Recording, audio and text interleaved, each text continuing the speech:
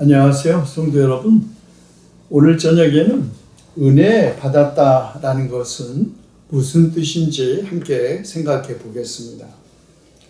은혜 받으셨습니까? 은혜가 넘치는 교회, 하나님의 은혜로 등 은혜라는 단어는 그리스도인의 일상적인 신앙생활에서 아주 빈번하게 사용하는 말이죠. 그러나 정작 은혜가 무엇인지, 또 은혜를 받았다는 것은 무엇을 의미하는지 생각해 보면 저마다 대답이 다르고 또 시대마다 그 뜻도 변해온 것을 알 수 있습니다.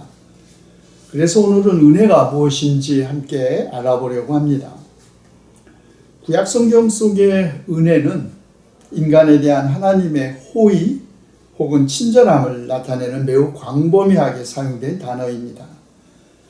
하나님의 창조로부터 이스라엘의 선택과 구원, 그리고 율법의 부여 등은 모두 다 이스라엘 백성 그리고 인류에 대한 하나님의 호의의 행위들이기 때문입니다. 하나님은 은혜로우신 분이시라는 것은 하나님 자신이 자신을 계시하시면서 스스로 규정한 하나님의 본질입니다. 출애굽기 33장 19절부터 34장 9절까지 하나님은 모세에게 나는 주다. 은혜를 베풀고 싶은 사람에게 은혜를 베풀고 불쌍히 여기고 싶은 사람을 불쌍히 여긴다고 계시하셨습니다. 은혜는 전적으로 하나님 편에서 인간을 향한 하나님의 본질이라는 것이죠. 그리고 이 은혜는 아주 구체적으로 자비롭고 은혜로우시며 노하기를 더디하시고 한결같은 사랑과 진실이 풍성하며 수천대 이르기까지 한결같은 사랑을 베푸시고 악과 허물과 죄를 용서하시는 하나님으로 구체화됩니다. 우리말 자비로 번역된 히브리어 라훔이나 또 은혜로 번역된 한누는 사실 모두 같은 어원에서 온 것이고 불변의 사랑, 친절로 번역된 명사 헤세드도 구약성경에서 245번이나 사용되는데 이 모든 단어들이 넓은 의미에서 은혜와 관계된 것입니다. 출애굽기 34장 6절에 표현된 하나님은 은혜롭고 자비로우신 분이라는 이 중의 신앙 고백은 그 후 모세 오경, 시편, 또 예언서 등의 광범위하게 하나님의 존재를 규정하는 그 하나님의 본질을 나타내는 것으로 전승되었습니다. 그러나 은혜는 단지 하나님의 인간에 대한 태도나 심리적 상태가 아니라 사람을 구원하고 또 사람을 보호하는 하나님의 능동적인 행위입니다. 물론 하나님과 인간 간의 관계에서만이 아니라 인간과 인간 사이의 관계에서도 은혜가 있죠. 은혜를 입었다든지 또 은혜를 베풀었다든지 하는 표현들이 그것입니다.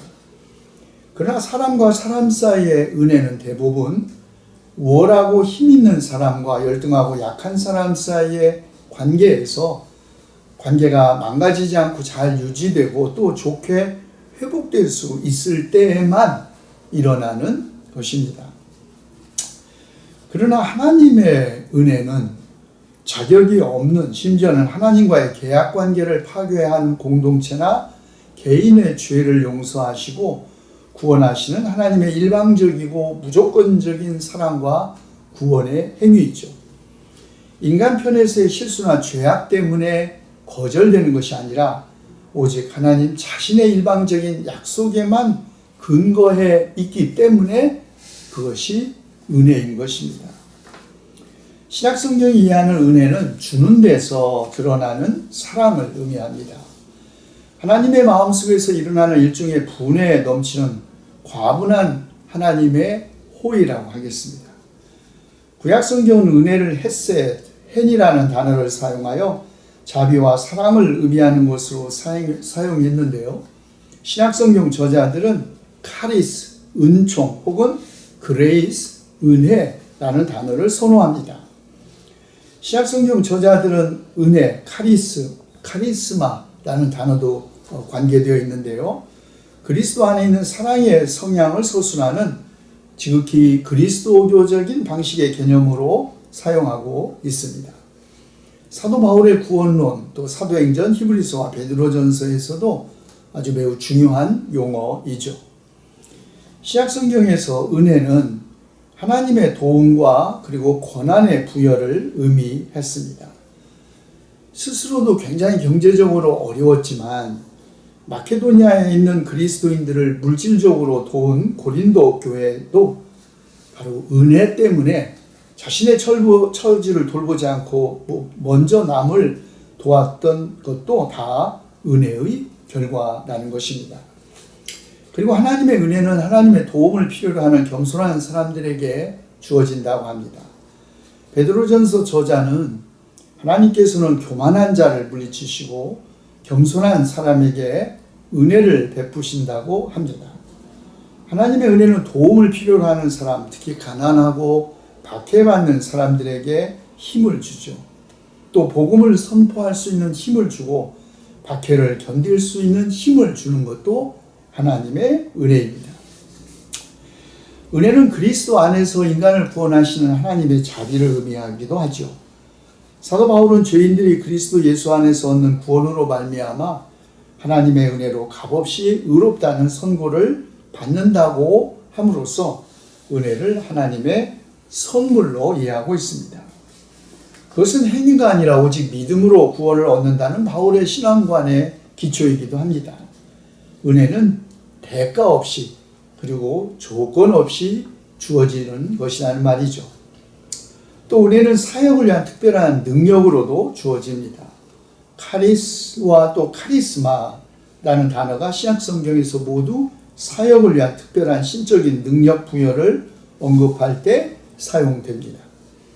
헬레니즘 문학에서 카리스마, 우리는 무슨 개인의 아주 독특하고 비교할 수 없는 어떤 능력을 이렇게 능력으로 이해하지만 사실 헬레니즘 문학에서 카리스마는 선물이라는 의미를 가지고 있었습니다.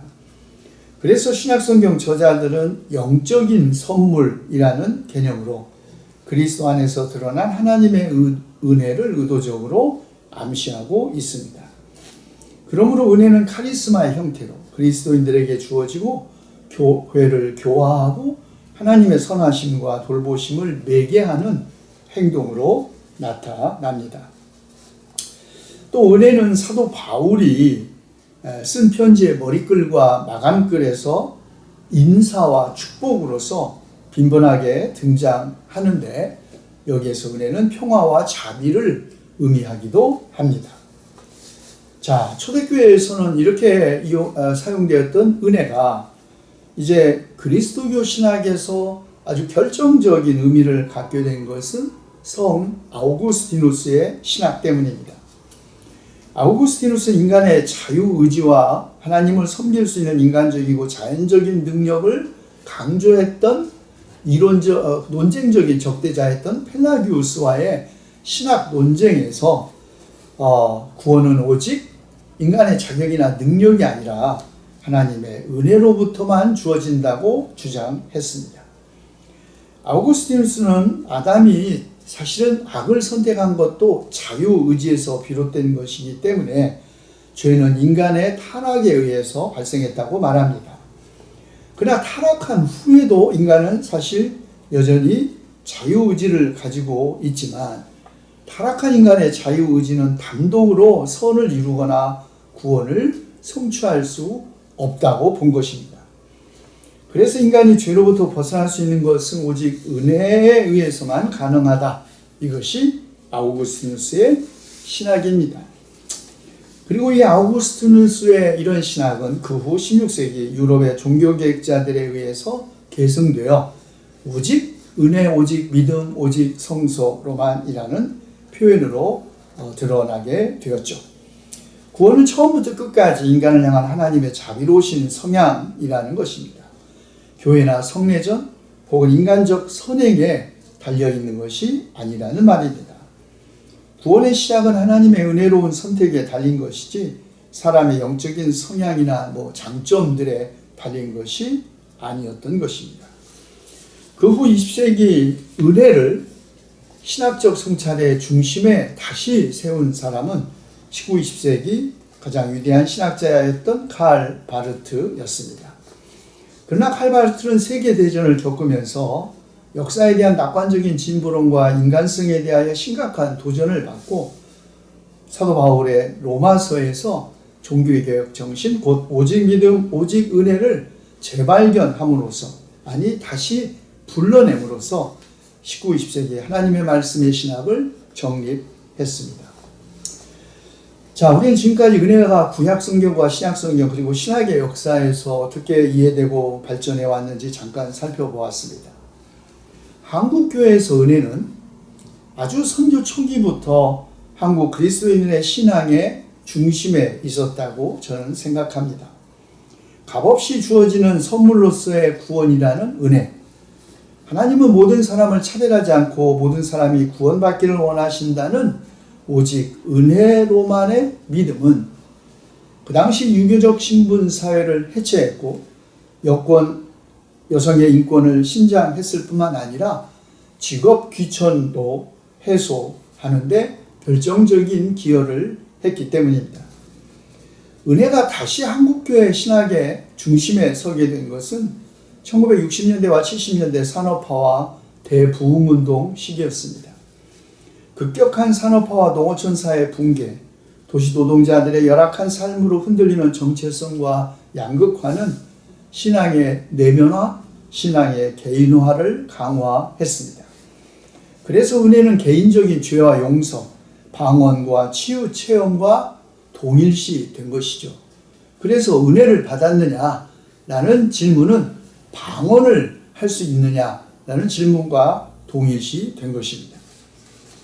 교회의 양적 성장과 안정기에 들어서면서 은혜는 개인적 마음의 평화나 갈등 없는 공동체 생활의 표현이 되었고, 심지어는 어느 특정한 목사님의 설교가 아주 은혜를 받았다라는 표현은 코미디 수준에 가까운 설교와 목사의 원맨쇼, 감성적 찬양과 통성기도가 은혜로운 예배와 동일시 되기도 했죠.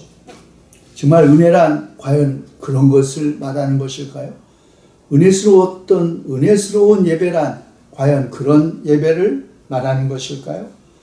은혜스러운 교회는 아무런 갈등도 없고 평안하기만 한 그런 공동체를 말하는 것일까요? 그렇지 않습니다. 은혜로운 교회는 갈등 없는 교회가 아니라 있을 수 있는 갈등을 성숙하게 해결해 가는 교회이죠. 은혜로운 예배는 한바탕 웃고 끝나는 예배가 아니라 회개와 거듭남, 감사와 찬양이 넘치는 예배이죠. 은혜 받았다라는 것은 만사형통했을 때만 그런 것이 아니죠. 사도 바울은 엄청난 종교적 체험을 했지만 자기 몸에 가시 같은 지병을 평생 안고 살아야 했습니다. 다른 사람들은 고쳐주었지만 정작 자기 자신의 병은 구원하지 못한 사람이었습니다. 그런 바울에게 하나님은 내 은혜가 내게 족하다, 내 능력은 약한 데서 완전하게 된다고 말씀하셨죠.